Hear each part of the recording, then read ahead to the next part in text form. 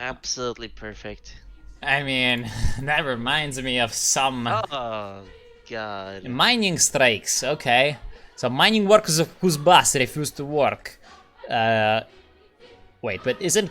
Oh no! See, I got confused with Donbass. Okay, having stopped work. Yes, it's fucking Kuzbas is the one like in the middle of fucking Western Siberia.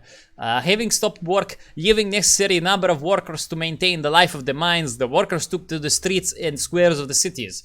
Order was maintained by the strikers. Strike committees formed. New labor leaders began to appear and nominations were made for strike committees. Oh man, I love this. About 300 miners of Mezhdurechensk refused to go down. Mezhdurechensk refused to go. Fucking crazy name. I want to think where that one came from. Well, Mizda means between. I'm not sure what Russian is. Between rivers, something like that. I don't know. Let's continue. Yeah. Also, by the way, you should probably speak a little bit louder because I'm sorry. Did you already increase my volume? No, hold on. Oh, right. I might have. Yeah. Might be too low. Hold on. I noticed that you had me quite low in the other videos, but I thought that wasn't much of a problem for you in these calls themselves. Hold on a second. It seems to be that it's impossible for me to change your volume while What? while I'm streaming. That's pretty hilarious. Hold on a second. Oh no, never mind. Change window. No.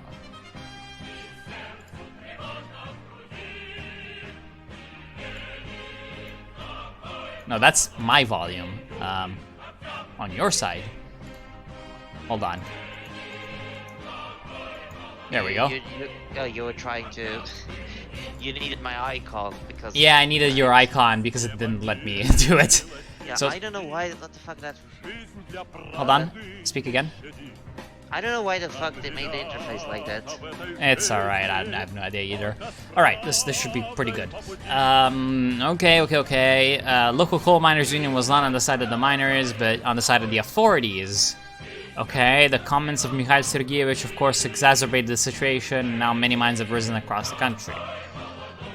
Okay. But why? So promise to resolve the issue and urge the return to work. Allocate funds to address social requirements. Keep silence. Send the army to disperse the demonstration. Russian guys reference. That never works. This is literally that. This is literally that event. It even has 4 options. It is. For like the general strike. Yeah, but like in Kaiserreich, if you send the army, the Soviets rise up. Basically. I'm not sure if we have the funds, especially not with, you know. We do have the funds, bro. Option 1 is the best one, I think, in this case. Nah, but see, like, promise to resolve the issue doesn't seem like such a great idea, because if you look here, like, the main ones were related to wages in the evening, at the night, the establishment of a single day out, the provision of mines and miners with detergents and food during work underground. All these issues could be resolved almost immediately at the level of the city authorities and industry leaders, but local coal miners' union was not on the side of the miners. The comments of Mikhail Sergeyevich, of course, was actually... So, like, it could have been resolved with this, but, you know, we're just promising a lot. Is this administrative incompetence I'm seeing? I mean... For God's sake. Really now. Okay, Sendega gets to negotiate with protest leaders and mine directors. Following the meeting, one of the ministers agreed to accept the social and economic demands of the citizens, but categorically rejected the political, arguing that a power crisis could lead to the arrival of populist-minded forces that would bring the country into complete anarchy. Nevertheless, the government agreed to index the salaries of miners by 40% and promised to control the price increase in the region. Where the money will come from is not completely clear, most likely, even for them. The workers return to their places. This seems pretty good. Time to see just how hard... -2, brat. Well, we'll have to... Look at my political power. Went down. And collapse went down. Yeah, because look, they're happy. We're just the greatest man in the Soviet Union. Actually, I'm not sure. I think it might have actually been 20. Nah, I think it was 26. And that went up because of the Congress. Wait. Oh, you piece of shit. Yeah, we'll have to de-invest into something. Remember, the Soviet Union, we can't work with debt.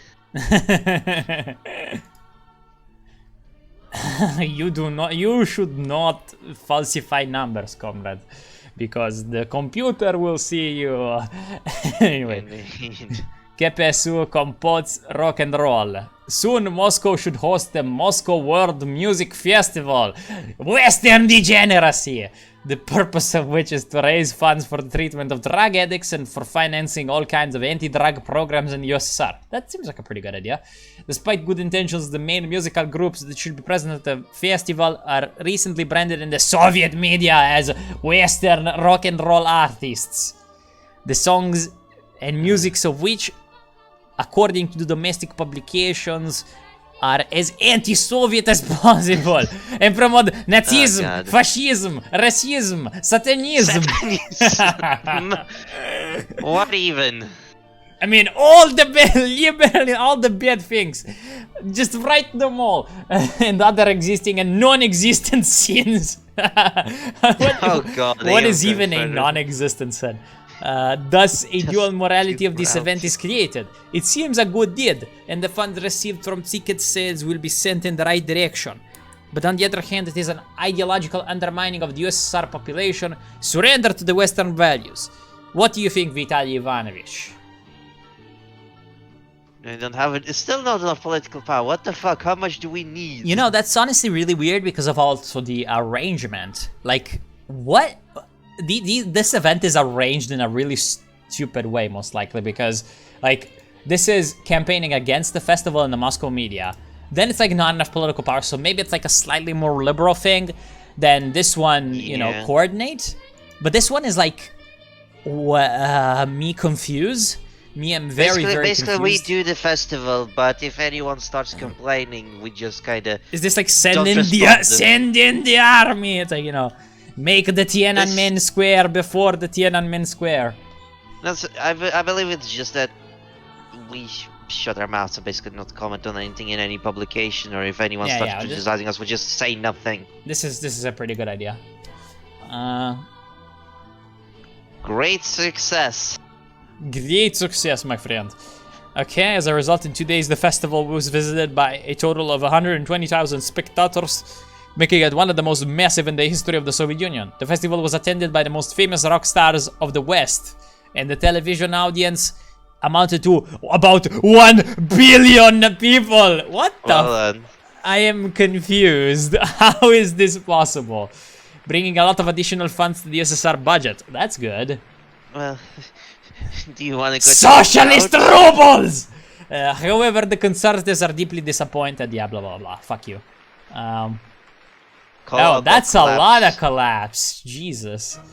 Or Lenin. But we can... This is okay because we can invest in the KGB. Up. You know, what's hilarious is like, oh no, this is Western pig dog, you know, plot against Soviet Union. But the money we make from it is invested into the KGB. Tetris! Of course! So, even before perestroika, the Soviet programmer Alexei Payitnikov wrote the uncomplicated computer puzzle game Tetris. The essence of Tetris game is that the random pieces fall from top to bottom in a playing field. I am the man who arranges the blocks. The player, you know that, you do. I know which song you're referencing. Oh, yes, exactly. The player during the flight of each figure can rotate around. Yeah, we know how it works. It seems to be nothing special, but the game was able to draw millions of people from around the world. However, the main problem is that now the dirty capitalists are fighting for authorship and right to license the game. And now they even want to come to Moscow to discuss a contract with Payitnikov, who, as they say, did not get a penny from the multi-million-dollar sales of the game. If we can arrange the production of our own cartridges, we will set the golden mountains from the sales of the best sellers, and we'll wipe the nose of the West. Soviet Tetris. Tetris rights belong to the USSR! Yes, just yes. That seems like a pretty hilarious thing. Now the Japanese company Nintendo is in full swing developing a handheld game console, Game Girl. What? I'm guessing that like they don't want to write Game Boy for whatever reason, or it's a joke or something. Because it's like Japanese, you know, femboys or something. I don't know. Oh god. I mean, the developers are Russian. They have Russian humor. I know. They have Russian humor. If I remember correctly, in their Discord, they've had quite the fun times with the anime channel of deleting it, restoring it, deleting it again, and restoring it again in the Discord server. I mean, yeah, for those who don't know, like, the developers of this game, Kremlin Games, have a Discord server where there is like a Nippon Room, I believe it is called, which is like just anime spam room, and there's a lot of very interesting pictures that come out of that, most of whom are basically just Soviet like anime girls, but you know, whatever. Okay, so the head of the American branch of the company convinces the president of the studio, the developers of the new version of the game Pulya, Proof Soft, to go to the USSR and get the rights to issue Tetris from Elektronorgtechnika. Interesting Even I name. can't read. Please type it in Russian. At least type it in Russian. Bruh, Well, it's so good when English, they so. forget to even, like, just change the you know, alphabet from Russian to English, and there's just a random Russian word in the middle of it. That's always the greatest. It doesn't happen too often anymore, though. Yeah, unfortunately, the quality of these games is getting better. Unfortunately. The first to be met at Elektronorgtechnika is the president of PPS, who already knows Pyatnikov. However, contrary to the expectations of PP... Pajitnov. Oh, Pajitnov, yes. Elektronorgtechnika refused to sell the license for the release of Tetris. As a result, the American get...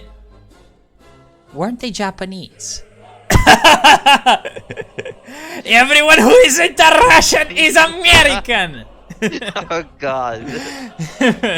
There are only 3 countries in the world. The Soviet Union, Germany, and America. Okay, Wait, is the Japanese company in the video owned by anyone? Nintendo is Japanese. I'm 99%. Oh wait, I see. Yeah, makes sense. Like, let's see. Nintendo. Hold on. Nintendo is a Japanese multinational consumer electronics and video game company headquarters in Kyoto. Yeah, it's Japanese. The founder is Fusajiro Yamauchi. So, you know. Yeah. Anyway, the American gets rid of nothing as in the USSR, and the conversion of electronics factories into conveyors for the production of cartridges with a new global hit began, the sales of which were equal to the export of vodka to the USSR. Well then. Okay, that's... I remember that vodka is a very profitable business for the Soviet government. Can we check the panic stat again before we invest in 32. It's not that bad, but... More. Yes. Why increase the standard of living even more? It's already growing like shit. Because the more it increases, the less people are going to want to put our head on a you know, spike. It seems like a pretty reasonable thing to assume. Also, like, I'm guessing that the way it works is that... Prices. I'm guessing that the way it works is that, as you can see, like, all of these have panic, right? So I'm guessing that, like, if we increase everything equally, it's going to, like, decrease the panic more than if we just increased one thing too much. Yeah, oh, yeah, hopefully. Because, you know, these games are weird. You know that better than me. CP of the RSFSR. Okay, so, as you know, all Soviet republics have their own federal communist parties, but Russia did not receive this honor. Opposition to the KPSU requires the creation of the Communist Party of the Russian Soviet Federative Socialist Republic. I love that name. RSFSR. In Russian, it's even better. Fucking Российская социалистическая федеративная советская республика. That's a mouthful. Indeed. In order to get the opportunity for action to further the review of the reforms carried out by the KPSU Central Committee. The central leadership tried to calm this unrest by establishing alternative party organizational structures without creating a party. But the opposition remains restless. Gorbachev, following his compromise line, wants to revive the Russian bureau of the KPSU Central Committee, which existed in the 50s and 60s.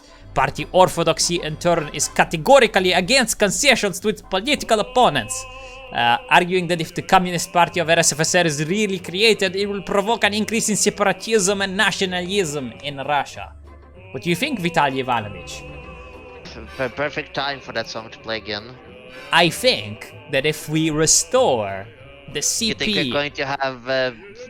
I am going to be the chairman! Think you're going to have some really fun options? Yes. So I will support the revival of at least the Russian bureau. We cannot be against the demarcation of the union.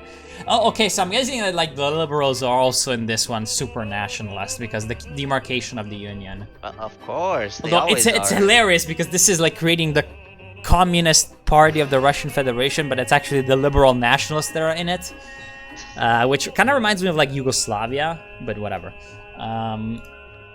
Anyway, spoke at the next meeting of the party, supporting the idea of reviving the Russian bureau of the CPSU or KPSU Central Committee.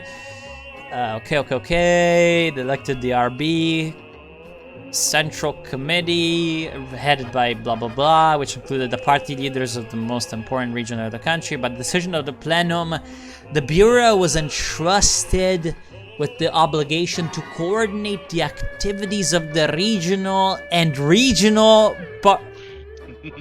I love this. I'm guessing that like in Russian there's two like words that mean the same, probably like oblast and something like Krai or something like that are just basically both regions. Probably. It's possible, and they just couldn't. Yeah, there was no like Couldn't distinguish. there's it. no word in English that Although represents we'll the never know difference. the answer to this mystery, it'll forever be locked into. It's into always Russian locked in the translation archives. option in this game. Yes. Aimed at implementing the policy of the CPSU to monitor the implementation of decisions of the Congress. Okay, so, however, the opposition still demands the creation of a separatist Communist Party. Okay. Not a lot of collapse. That's good. That's good. Also, more money. What do we need? We need the economic growth, I feel like. Also, question. So, industry and infrastructure has basically been stagnant this entire time. I wonder what they even do. I'm guessing that they feed into money and possibly standard of living. Or maybe they feed into the economic growth and money. I also wonder if they have any effect on any events that are going to pop up. Yeah. That is exactly a good decision a good like thought. Wait, did economic growth go down a little? Yeah. Yeah, like 61. Yeah, the economic growth is going down slightly. Now, I want the population satisfaction to be higher, so propaganda. Now, the so-called National Patriotic Front memory is an Them again. Yes, is an anti-Soviet, ultra-right, and monarchist organization. Wait, no, but I think this is another. Because so? the other Pamyat thing was memory thing was the like Soviet dissidents. This is the monarchist one, this is the Dugin thing, I think.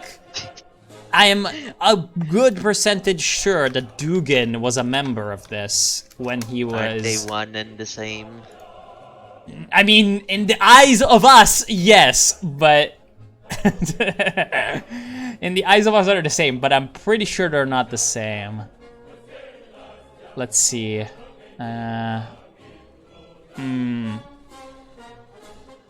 Fuck, I can't find this. Oh yeah, no. Yeah, he and his friend Gaydar Cemal joined the nationalist group Pamyat.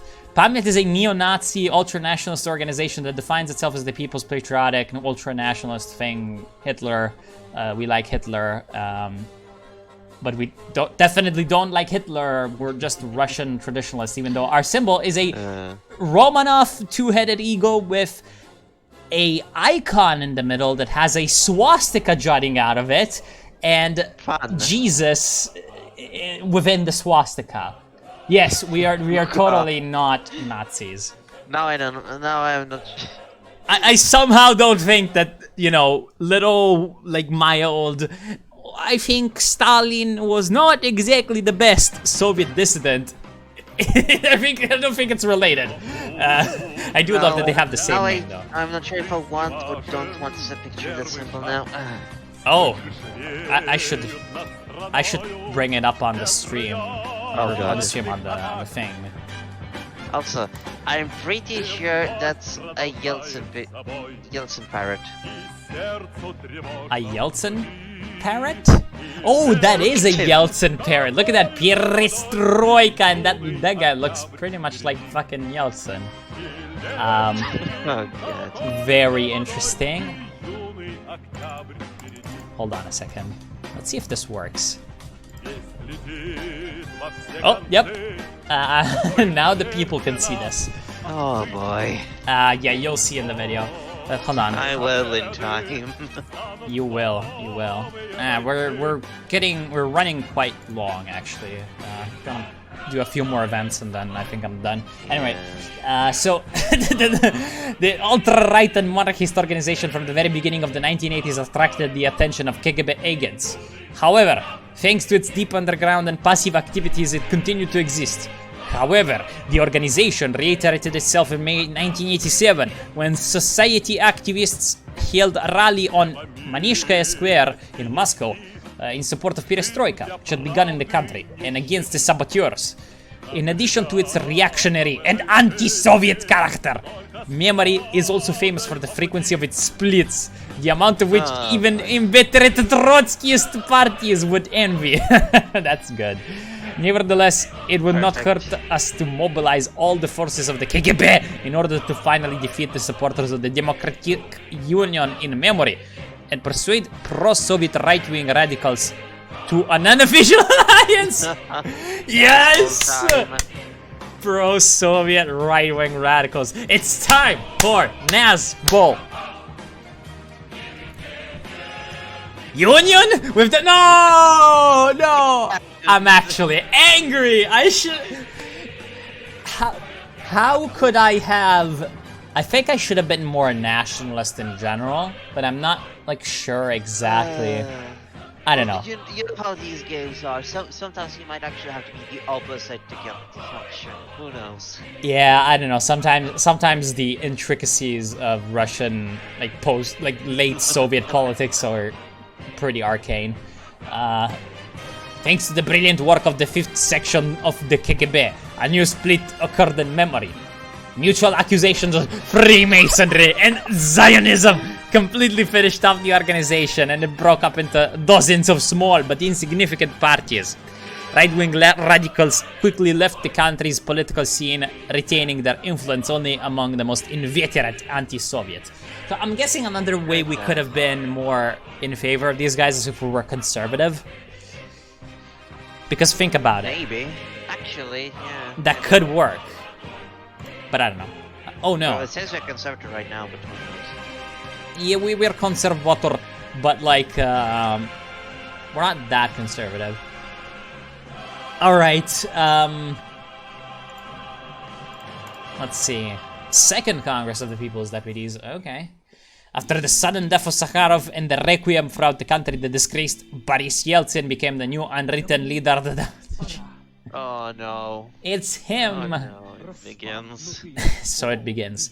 So far, the situation of the Congress is in favor of the conservative majority led by the Union faction, which is diligently demanding the strengthening of the powers of the center, while the minority, represented by the various Democrats, call for the abolition of the 6th article of the USSR Constitution, which indicates that KPSU is the core of the country's political system, and the impeachment of Donald Trump. So urged... Too powerful?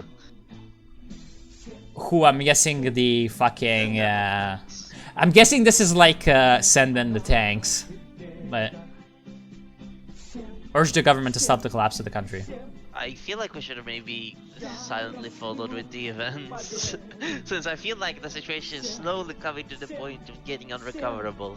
Is this fucking treason I hear? So you're telling me to side with the liberals? I'm not saying anything, not yet. I just said that we look and watch. I am not in favor of whatever it is you are proposing, at least not yet. At the Second Congress of the People's Deputies of the SSR, the 6th article provoked a heated debate. Prior to the opening of the Congress, the Interregional Deputies Group called for a general political strike in support of the repeal of Article 6. A few days before his unexpected death, and at the first morning meeting, Andrei Dmitrievich Sakharov spoke with a demand to include on the agenda the issue of Article 6 of the Constitution. But the majority of the Congress refused to include the issue on the agenda. Mikhail Gorbachev managed to persuade the deputies not to discuss the issue of Article 6 of the Constitution at all. Today, in response to Gorbachev's actions, Vitaly Vorotnikov called on the USSR leader to end separatism in the Union republics and stop indulging in the Baltic nationalists. To the applause of the communists and the booing from the Democrats, Vorodnikov entered into a polemic on this issue with Gorbachev, who continued to argue that the continuation of the perestroika requires the democratization of political governance and the decentralization of power. As a result, the argument ended in nothing. The 6th article is still valid, but for how long? Alright, it's 1990. I'm gonna end. I am done for today.